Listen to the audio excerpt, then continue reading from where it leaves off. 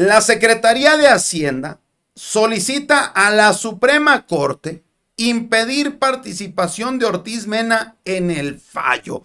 Nombre y apellido. ¿Qué hizo? La Secretaría de Hacienda y Crédito Público solicita que el ministro Alfredo Gutiérrez Ortiz Mena se inhiba de participar en la resolución de un amparo promovido por Gigante Verde, que es Risen Manufactura, que exige al SAT no solo la devolución de un crédito fiscal declarado nulo, sino también el pago de intereses sobre más de 58 millones de pesos. Exhibiendo que también ahí había tremendo negociazo. Sobre esta información, amigos, se sabe que Hacienda ya devolvió el monto actualizado. Estamos hablando de que fue hace algunos años y en aquel tiempo la cantidad que mencionaba Polo, ahora ya actualizada, 71.1 millones, y niega los intereses argumentando que no se cumplen los requisitos del artículo 22A del Código Fiscal de la Federación. Pero esta solicitud ocurre días después de que la presidenta Claudia Sheinbaum expresara su preocupación porque estos ministros estarían inclinándose a favorecer a las grandes empresas. No es el único empresario que recibe pues estas devoluciones millonarias, y estamos hablando que triste y lastimosamente lo están haciendo de manera legal. Inmoral, podemos decir que sí, pero legal, según eso sí es.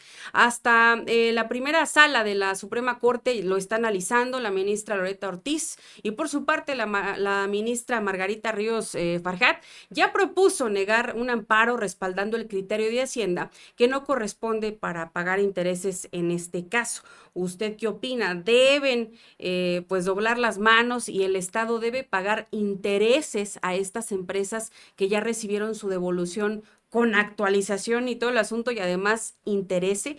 ¿O estamos develando, quitándole esta máscara, le digo, de hacer las cosas legales de estos empresarios que pues siguen hasta el momento recibiendo estos favores, estos beneficios fiscales? Y sabes qué, privilegios, completando tu punto de vista, Ceci, porque esto es lo que hacían, así operaban, llegaban los grandes empresarios y pasaban al SAT, vamos a decirlo, a reportarse en la charola, pum, ahí está, oye, debes 60 millones, ah, sí, llegaban al SAT, pum, los pagaban, y luego se iban al Poder Judicial y le decían, oye, me están cobrando de manera fuera de la ley impuestos. Y luego ya el Poder Judicial hacía el escrito y le decía al SAT, oye, ¿por qué le cobraste 60 millones a esta persona? Se los tienes que regresar, y con todo e intereses. Intereses. La aplicaron, llegó al SAT Raquel Buenrostro, recuerdas que incluso la apodaban la Dama de Hierro, que se puso dura, se puso fuerte con estos grandes empresarios. ¿Qué pasó? Pues que dijeron, bueno, entonces si ya no va a haber condonación de impuestos, ahora quiero mi devolución de los mismos. Imagínate estar con esta Suprema Corte como estaba, favoreciendo única y exclusivamente a los del billete, porque su buena parte les ha de haber tocado, Polo. Sí, y así fue como lo reveló la presidenta de México, la doctora Claudia Sheinbaum, en este sentido, ¿verdad? En el que dijo, ay, cabrón, oye, no, espérame, no, son unos delincuentes. Unos delincuentes fiscales. Mire lo que decía la doctora Claudia Sheinbaum. Son empresas que cuando este ministro era director del SAT tienen que pagar impuestos y los pagan.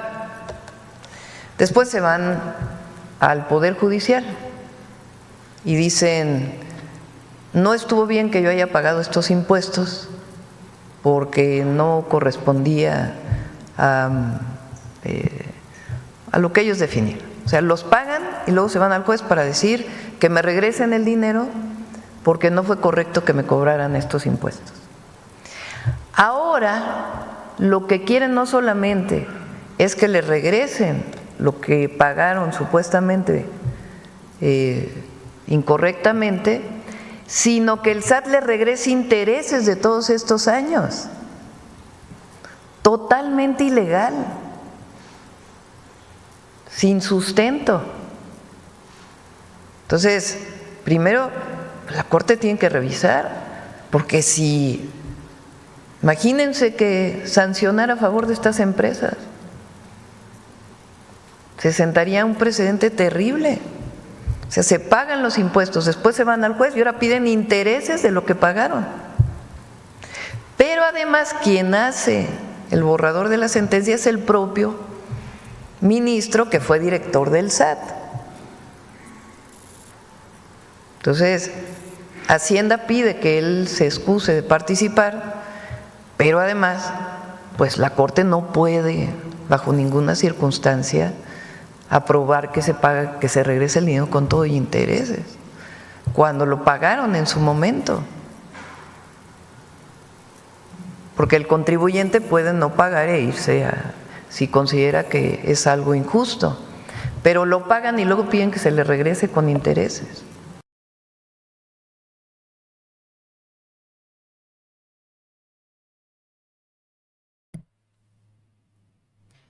Pues ahí está, amigos, parte de esta información que revela el conflicto de intereses también que representa que este ministro haya estado ahí en el SAT, pues da a entender que no solamente a estos empresarios que se exhibieron ayudaba, sino que hay muchos otros más. Y recordemos, Polo, pues este descontento, esta polémica que se armó también por la figura, el personaje que es lo que representa el cardenal Norberto Rivera. Ah, que le acaban de regresar su billetito. Le regresaron billete por la compra de estos departamentos lujosísimos.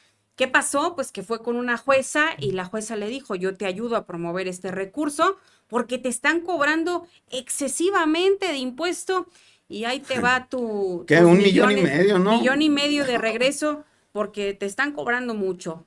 Sí, ahora, fíjese, esto, bueno, pues está en desarrollo, es algo que vamos a ver cómo termina y lo interesante sería que la presidenta a través del SAT dieran a conocer quiénes eran estos privilegiados que exigían todos el recurso, ¿no? Que este recurso de devolución o quienes fueron a chillar a la Suprema Corte y por qué un personaje como este engendro les hace el borrador.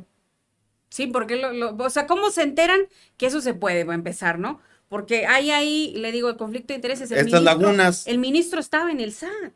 Entonces, más claro no se puede, mañas. Conflicto de interés. Exacto. No, hombre, este vato debería de salir directo, pero a la cárcel. Deberían de investigarlo. Yo creo que en esta entrega-recepción algo se debe de hacer y yo creo que sí debería de haber, ojalá algunos ministros electos puedan seguir esta narrativa o esta propuesta que si bien era hasta donde yo sé de César Gutiérrez Priego que decía llegando, voy a investigar qué favores hizo, qué carpetitas ocultaron, que no, pues que también lo hagan porque creo que algo que el pueblo de México quiere ver es justamente esa justicia y que no siga la impunidad. La madre de toda la corrupción es la impunidad. Mientras esto ocurra, la verdad es que no va a pasar nada en el país. Pero mire, Estados Unidos sanciona narcos.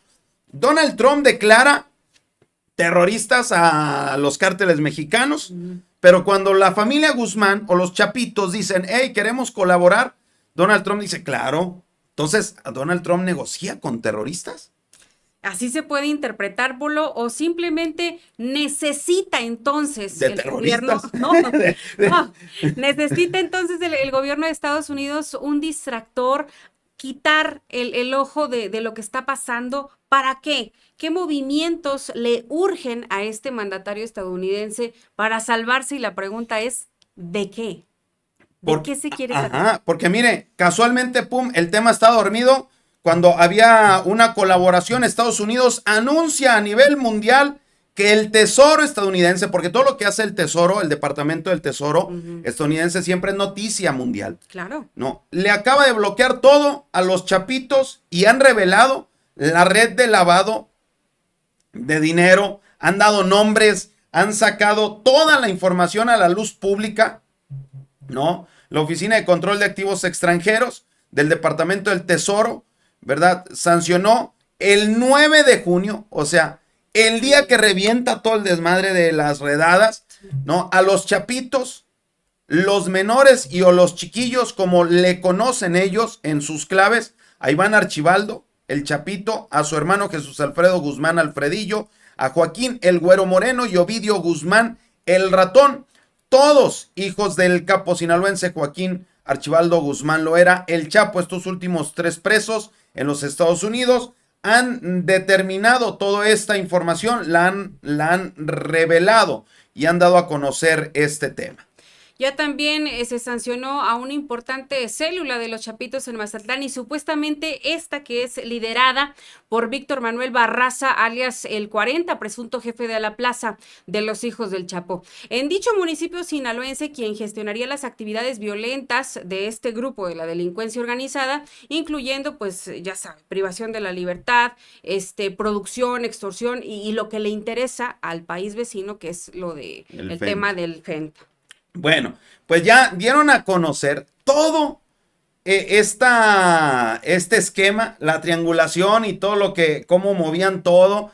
Y ahí decías, caray, oye, pues no que los iba a aceptar. Pero es como una incongruencia, ¿no? Pues si vimos hace poquito a toda la familia que ya, según ya iban a acomodarse allá en Estados Unidos, ¿no? Se hablaba de una posible cooperación, colaboración. Allá en Estados Unidos, pues, se le conoce como testigos protegidos, ¿no? Sí, ahora fíjate, de repente, amiga, el más popular yo creo que es Archibaldo, el ratón. Ovidio, ándale, Ovidio, el más popular o el más conocido después del Papa. Curiosamente sale un nuevo personaje. El Gringo. Chéquelo usted mismo. Este personaje resulta, mi querida familia, Ceci Villalpando, se llama Jaciel Abdiel Guzmán Araujo, alias El Gabacho, primo de Iván Archibaldo, ¿verdad? Fuentes cercanas a la familia Guzmán dan información sobre este personaje que es muy interesante porque hace parte del círculo de confianza de los Chapitos, pero según dicen se ha mantenido al margen de las operaciones de la maña. Hemos indagado con autoridades estadounidenses y mexicanas y no hay ninguna investigación abierta en contra de él, ¿verdad? El 99% aseguramos que la maneja él mismo su propia cuenta. Anteriormente tenía un perfil de casi 90,000 seguidores, pero al parecer la cerró, ¿verdad? El Gabacho pasa la mayor parte del tiempo en Badiraguato. Ocasionalmente viaja a algunas ciudades mexicanas como Guadalajara para apoyar a sus primos en trámites, simplemente como mensajero con abogados o funcionarios corruptos. E inclusive cruza a los Estados Unidos para comprarse ropa, relojes y otros accesorios de lujo para los Chapitos. Tiene una relación muy cercana con su padre Aureliano Guzmán Loera y además de tener licencia de piloto también le gusta recorrer la sierra a caballo. El Gabacho fue el encargado de la logística para transportar a los familiares de su primo Ovidio desde Sinaloa hasta Tijuana cuando se presentaron con las autoridades estadounidenses. No, mira, y ahí está. O sea, literalmente tiene una vida normal, ¿verdad? En mayo del 2016, Mario Portillo le dio piso en Zapopan, Jalisco, a Roberto Mondragón, de 23 años, hijo de Roberto Mondragón Pérez, empresario y propietario de Televisa Nayarit. El pleito se dio por problemas, dicen, de mujeres. Cuando Mondragón se enteró que había sido Portillo quien le dio piso a su hijo, le pidió al gobernador de Nayarit, Roberto Sandoval, que le ayudara a darle levantón en Zapopan luego de levantar a Portillo. Pero mira, pues son otro tipo de temas. Dicen que el Gabacho toca el acordeón como su primo Alfredo, y antes de que comenzara la lucha contra el Mayito, hacían fiesta con reconocidas bandas mexicanas donde él y Alfredo se subían a la tarima a tocar ese instrumento. O sea, todo estaba bien. Hacia los años 2010-2013, el Gabacho y el Pato Zambada salían juntos de fiesta en Culiacán, se echaban sus alcoholitos y andaban con distintos amigos y morras, pero cuando Vicente Zambada Niebla, tío del Pato, comenzó a dar información al gobierno estadounidense sobre las operaciones, comenzaron las fricciones entre los Guzmán y los Zambada. En una ocasión, meses después de Serafín Zambada Ortiz fue arrestado en Nogales, el Gabacho comenzó a coquetear con una exnovia de Serafín. Un día se encontraron en un antro de Culiacán el Gabacho y la exnovia de Serafín. El Pato sacó su aparato y le apuntó al Gabacho y le reclamó por andar saliendo con la exnovia de su tío. En ese momento el Pato, quien estaba pues ya medio pedocles, dijo que el dueño de Sinaloa era su abuelo el Mayo y que el Guano y los Guzmán simplemente hacían los mandados. A partir de ahí se dañó la relación entre ellos. El Pato le pidió en el 2017 al changuito Antrax que le diera piso al gabacho, pero este no quiso para evitar una lucha innecesaria. Entre el 2019 y 2020, cuando se dieron los conflictos entre los ninis y los rusos, el gabacho se enteró de que el Pato estaba viviendo en Baja California, quiso levantarlo, pero su papá, el Guano, no lo dejó para evitar un pleito entre los Guzmán y Zambada. O sea, empieza a salir todo esto en medio de una polémica que le acaba toda la estructura o la popularidad a Donald Trump. Esto para mí no es casualidad.